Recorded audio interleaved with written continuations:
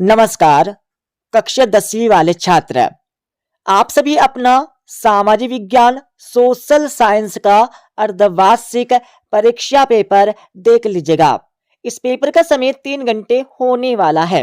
पूर्णांक 75 अंक और इस पेपर में टोटल 23 प्रश्न आने वाले हैं और आप सभी को इस पेपर का संपूर्ण उत्तर इसी वीडियो में मिलने वाला है। तो सबसे पहले आप सभी को यहाँ पर कुछ निर्देश दिए गए हैं, इनको पढ़ लीजिएगा। इनको पढ़ने के बाद इस पेपर का हमारा पहला प्रश्न दिया जिसमें सही विकल्प चुनकर लिखना है, जो आपकी परीक्षा में 6 नंबर के आने वाले हैं।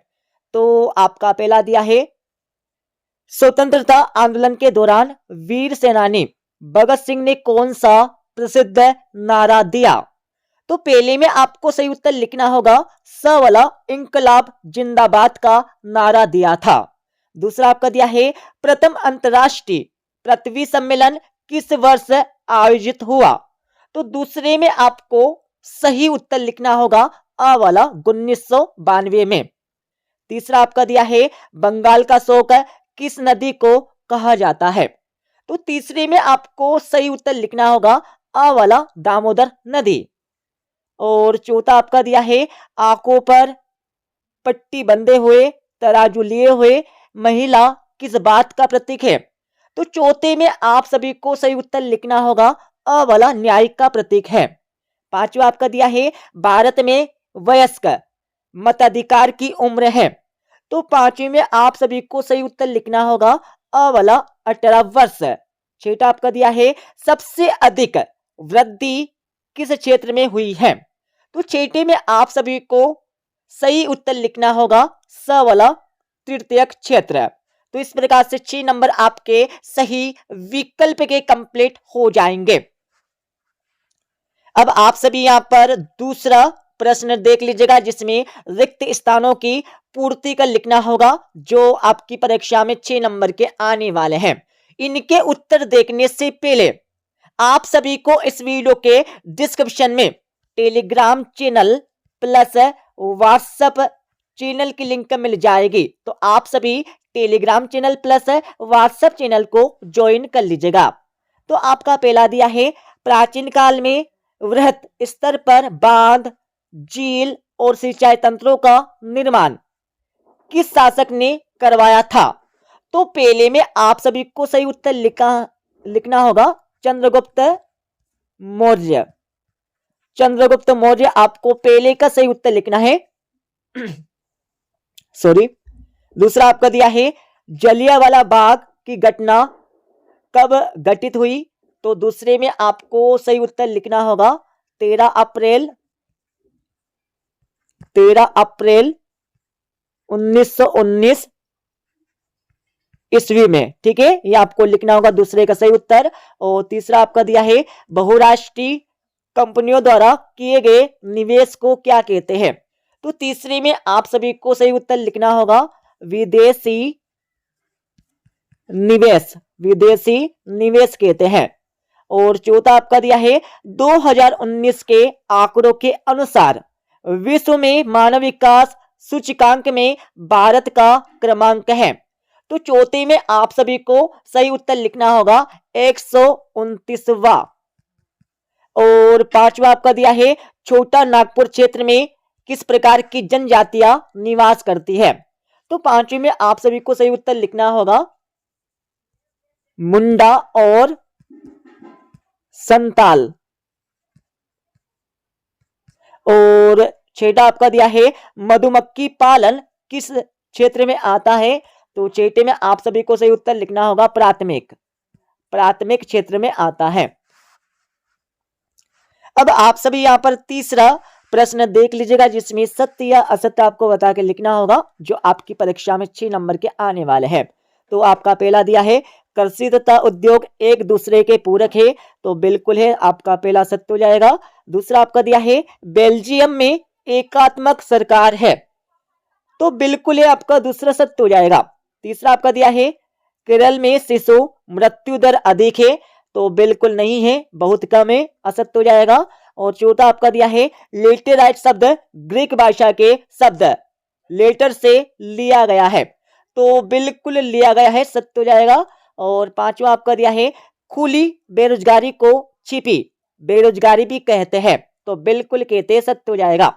छठा आपका दिया है चीन में बहुदलीय शासन व्यवस्था है, तो बिल्कुल नहीं है, असत्य हो जाएगा।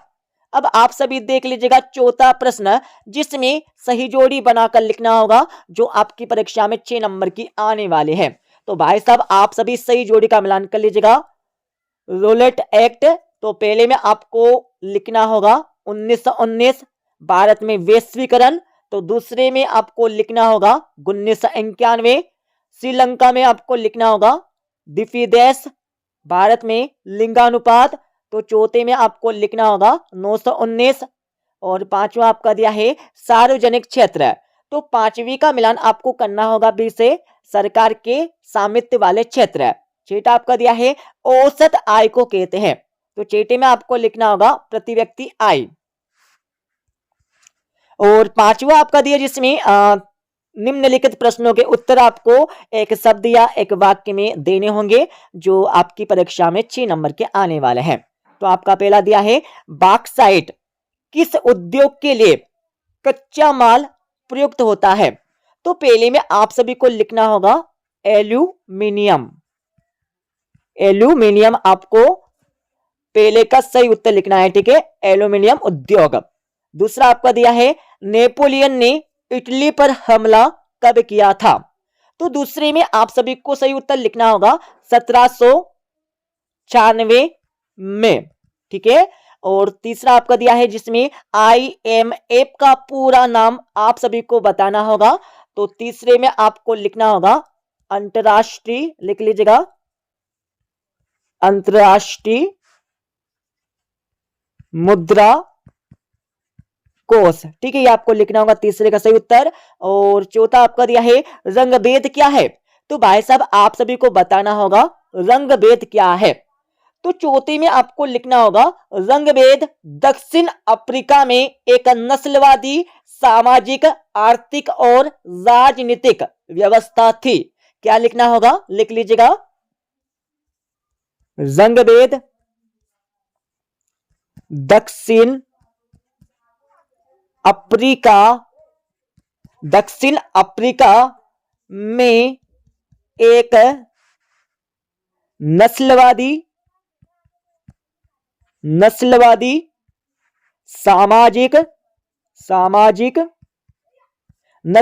सामाजिक आर्थिक,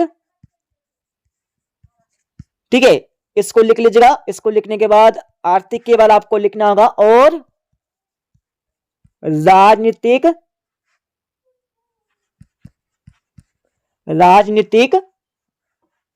व्यवस्था थी, ठीक है, ये आपको लिखना होगा यहाँ पर चौथे का सही उत्तर। और पांचवा आपका दिया है वंदे मातरम गीत के रचयिता कौन थे, तो पांचवी में आप सभी को सही उत्तर लिखना होगा बंकिम चंद्र चटर्जी, ठीक है, ये आपको लिखना होगा पांचवे का सही उत्तर। और छठा आपका दिया है औद्योगिक क्रांति सर्वप्रथम कहां प्रारंभ हुई थी, तो छठे में आप सभी को सही उत्तर लिखना होगा इंग्लैंड, ठीक है, इंग्लैंड आपको लिखना है। अब आप सभी 2-2, 3-3 एवं 4-4 नंबर के प्रश्न देख लीजिएगा, सभी के उत्तर आपको बताएंगे इस वीडियो के लास्ट में, ठीक है। तो छठा आपका दिया है समुच्चय जुताई क्या है, इसके बारे में आपको लिखना होगा। अथवा आपका दिया है चादर अपवर्तन से आप क्या समझते हैं, इसके बारे में आपको लिखना होगा। सातवां आपका दिया है एजेंडा 21 क्या है, और अथवा आपका दिया है मरुस्थलीय मृदा की कोई 2 विशेषताएं आपको लिखना है। आठवें प्रश्न में आप सभी को वाणिज्य कृषि की 2 विशेषताएं आपको लिखना होगा। और 8वें वाले प्रश्न में आप सभी को गहन जीविका कृषि से क्या तात्पर्य है, इसकी परिभाषा आपको देना होगा। 9वां प्रश्न आपका दिया, पढ़ लीजिएगा। 9वें के बाद आपको यहां पर 10वां प्रश्न दिया गया है। 10वीं के बाद आप सभी यहां पर 11वां प्रश्न पढ़ लीजिएगा, ठीक है। 11वीं के बाद आप सभी को यहां पर 12वां प्रश्न दिया गया है। 12वीं के बाद आपका 13वां प्रश्न दिया है स्पिनिंग जेनी क्या है, इसके बारे में आपको लिखना होगा। और 8वां प्रश्न आपका दिया जिसमें 19वीं सदी के प्रारंभ में भारतीय बुनकरों की 2 समस्या आपको लिखना होगा। और 14वां प्रश्न आपको यहाँ पर दिया है, पूरे क्वेश्चन पेपर को पलट लीजिएगा। और 15वां प्रश्न आपको यहाँ पर दिया है, जिसमें प्राथमिक क्षेत्र से क्या आशय, उदाहरण सहित आपको लिखना होगा। और अथवा प्रश्न आपका दिया है, जिसमें द्वितीय क्षेत्र किसे कहते, उदाहरण सहित आपको लिखना है। 16वें प्रश्न में आप सभी को राष्ट्रीय ग्रामीण रोजगार गारंटी 2005 अधिनियम के प्रावधान आपको बताना होगा। और अथवा प्रश्न आपको यहाँ पर दिया है। 17वां प्रश्न आप सभी यहाँ पर पढ़ लीजिएगा। 18वां प्रश्न आपको यहाँ पर दिया है, ठीक है। 18वें के बाद आप सभी 19वां प्रश्न फटाफट यहाँ से पढ़ लीजिएगा। और 20वां प्रश्न आपको यहाँ पर दिया है, जिसमें संघ सूची, राज्य सूची व समवर्ती सूची को समझाकर आपको लिखना होगा। और अथवा प्रश्न आपका दिया, जिसमें केंद्र राज्य संबंध क्या है, समझाकर आपको लिखना है। 21वां प्रश्न आप सभी यहां से पढ़ लीजिएगा। 22वां प्रश्न आपको यहां पर दिया है, ठीक है। 22वें के बाद थोड़ा आगे चलेंगे तो आप सभी को 23वां प्रश्न यहां पर दिया गया है, जिसमें दिए गए भारत के मानचित्र में निम्नलिखित को दर्शाकर लिखना है। चेन्नई बंदरगाह, कांडला बंदरगाह, कोलकाता बंदरगाह, विशाखापट्टनम बंदरगाह, इन सभी को आपको भारत के मानचित्र में दर्शाना है। और अतवे में आप सभी को इन सभी को भारत के मानचित्र में दर्शाकर लिखना है। अब नीचे देख लीजिएगा, आपको इस प्रकार से भारत का मानचित्र परीक्षा में आने वाला है, ठीक है। इसमें आप सभी को इनको दर्शाकर लिखना है। अब मैं इस पेपर का आप सभी को संपूर्ण उत्तर बता देता हूं। अब आप सभी इस पेपर का संपूर्ण उत्तर देख लीजिएगा। तो ये आपका 6ठे प्रश्न का उत्तर यहाँ पर दिया है। 6ठे के बाद आप सभी 7वें प्रश्न का उत्तर यहाँ से पढ़ लीजिएगा। 7वें के बाद आप सभी को यहाँ पर 8वें प्रश्न का उत्तर यहाँ से मिल जाएगा, ठीक है। और 9वें प्रश्न का उत्तर आपको दिया है। 9वें के बाद थोड़ा आगे चलेंगे तो आप सभी को 10वें प्रश्न का उत्तर यहाँ से मिल जाएगा। 11वें प्रश्न का उत्तर आपको दिया है, ठीक है। 11वें के बाद भाई साहब आप सभी 12वें प्रश्न का उत्तर यहाँ से देख लीजिएगा। 13वें प्रश्न का उत्तर आपको यहाँ से मिल जाएगा। 13वें के बाद आप सभी को 14वें प्रश्न का उत्तर यहाँ से मिल जाएगा। 15वें प्रश्न का उत्तर आप सभी यहाँ से पढ़ लीजिएगा। 15वें के बाद आप सभी को 16वें प्रश्न का उत्तर यहाँ से मिल जाएगा। 16वें के बाद आप सभी 17वें प्रश्न का पहले का उत्तर देख लीजिएगा। और आपको 17वें प्रश्न का अतवे का उत्तर यहाँ से मिल जाएगा, ठीक है। और 18वें प्रश्न का उत्तर आपको यहाँ पर दिया है। 18वें के बाद आप सभी 19वें प्रश्न का उत्तर देख लीजिएगा, ऊपर से लेकर नीचे तक। और आप सभी को 19वें प्रश्न का अतवे का आंसर यहाँ से मिल जाएगा। और आप सभी को 20वें प्रश्न का पहले का आंसर दिया, जिसमें संघ सूची, राज्य सूची, समवर्ती सूची में मतलब इनको समझाकर आपको लिखना है। और आप सभी को यहाँ पर 20वें प्रश्न का अतवे का आंसर यहाँ पर दिया है। आप सभी देख लीजिएगा 21वें प्रश्न का आंसर, ठीक है। 21वें के बाद आप सभी को मिल जाएगा 22वें प्रश्न का पहले का आंसर एंड इसके अतवे का आंसर। और आप सभी देख लीजिएगा 23वें प्रश्न का आंसर, जिसमें कोलकाता बंदरगाह, कांडला बंदरगाह, विशाखापट्टनम बंदरगाह और चेन्नई बंदरगाह, इन सभी को आपको भारत के मानचित्र में बिल्कुल इसी प्रकार से दर्शाकर लिखना है। और इसके अतवे का आंसर भी देख लीजिएगा, जिसमें बागड़ा नागल, सरदार सरोवर, हीराकुंड बांध, नागार्जुन सागर, इन सभी को आपको भारत के मानचित्र में दर्शाकर लिखना है। तो भाई साहब हमने इस पेपर का आप सभी को संपूर्ण उत्तर बता दिया है। तो आप सभी इस पेपर को पूरा याद कर लीजिएगा। तो ठीक है, मिलते हैं अगली वीडियो में।